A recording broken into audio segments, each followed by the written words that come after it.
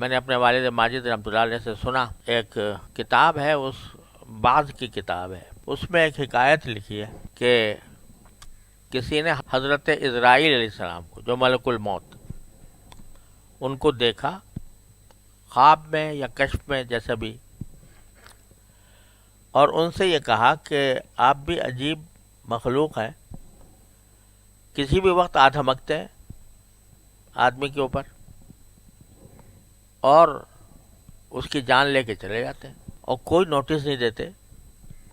کہ بھئی تمہیں اتنے دن کی مہلت ہے، اتنے دن کا نوٹس ہے، جب آنا ہوتا ہے آ جاتے ہیں۔ تو انہوں نے کہا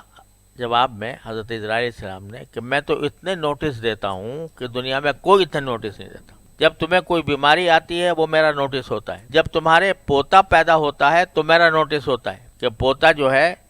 وہ اپنے دادا کو زبان حال سے یہ پیغام دیتا ہے کہ بڑے میاں اب تمہارا وقت ختم، اب ہم آنے والے ہیں، ہم آ گئے، اب تم چھٹی کرو، تو وہ میرا نوٹس ہوتا ہے۔ تمہارے بالوں میں سفیدی آ جاتی ہے، وہ میرا نوٹس ہوتا ہے کہ اب بال سفید ہو رہے ہیں، اب وقت قریب آ رہا ہے۔ تو میں تو اتنے نوٹس بھیجتا ہوں، لیکن کیا کروں، کوئی نوٹس لیتا ہی نہیں، اس لیے میں پہنچ جاتا ہوں۔